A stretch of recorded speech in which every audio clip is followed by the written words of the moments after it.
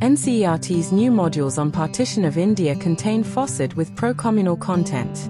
Eminent historians allege that the authors of new modules absolved the role of British rulers. Author, Krishna Jha, Indian History Congress, IHC, has criticized the NCERT's new modules on the Partition of India that have been developed to enliven the Partition Horrors Remembrance Day. The IHC has alleged that these modules contain falsehood aimed to underline the communal intent. Those who prepared the modules have charged the Congress and the Muslim League for being responsible for partition. They did not stop at that. They absolved the colonialists who ruled the country with iron hands, torturing and killing the fighters for freedom and crushing away any movement that could awaken the masses against the excesses committed by the British masters. The producers of the module even went to the extent of rationalizing the charges against the British masters. It was not only that. Among the reflections of extreme sufferings of the masses, mostly highlighted were those of Hindus and Sikhs during the partition days, though without uttering even a word to mention the positive contributions made by the minority communities. The contents of the modules or the reading material, as they are categorized, for classes 6 to 8 describe those responsible for partition as the culprits of partition. One of them is Jinnah, who demanded it, then the Congress Party, that accepted it, and Mountbatten, who formalized and implemented it. They also state that the British tried their best to preserve India as one till the end. Turning history completely upside down, the modules hold not only the Muslim League but also the Indian National Congress responsible for the partition of the country. Quite in tune with the loyalist stance of the communal forces during the freedom struggle, the British colonial rulers are given a clean chit in these modules, the IHC said in its statement. What is not mentioned is the two-nation theory propounded by Hindutva icon V.D. Savarkar several years earlier, in 1937, in his presidential address to the Hindu Mahabharata. India cannot be assumed today to be a unitarian and homogeneous nation, but on the contrary there are two nations in the main, Hindus and Muslims, in India, it added. The IHC said it is indeed ironical that Hindu communalists are never included in the list of those responsible for partition.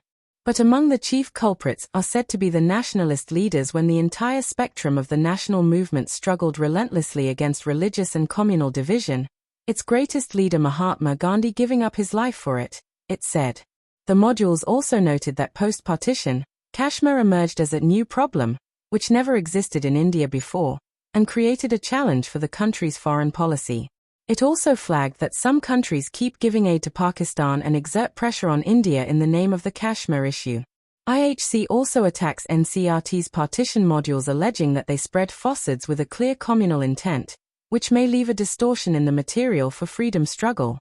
It is harmful for the tender minds who would suffer from the distorted facts and would be unaware of our secular, scientific understanding of history that comes under our glorious traditions.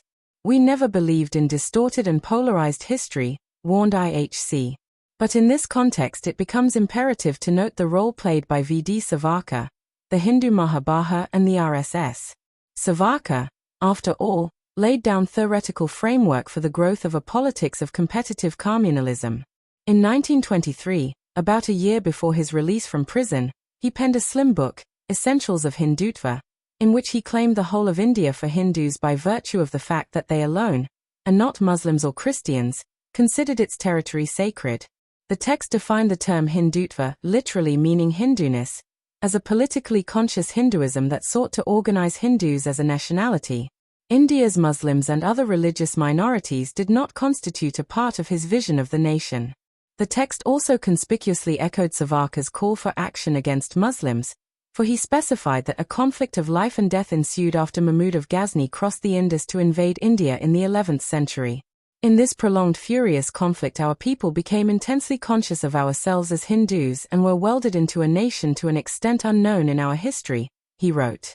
Thus, the book tried to convince Hindus that their interests were more incompatible with Muslims than the British rulers. It carried Hindus into a state of opposition, seeking to channel their dominant anti-British sentiment into anti-Muslim action, an orientation that fitted into the colonial government's strategic policy of divide and rule. In December 1937, as the president of the Hindu Mahabharata, he said, "There are two antagonistic nations living side by side in India. Several infantile politicians commit the serious mistake in supposing that India is already welded into a harmonious nation, or that it could be welded thus for the mere wish to do so. India cannot be assumed today to be a unitarian and homogeneous nation. On the contrary, there are two nations in the main, the Hindus and the Muslims, in India. The two-nation theory evoked as much ridicule as bitterness when Savarkar first delivered it in a clear-cut terms. The senseless and disastrous political line that he expressed now eventually added to the deteriorating communal environment in the country, especially when the Muslim League picked up the thread and passed a resolution demanding the partition of India 3 years later in 1940.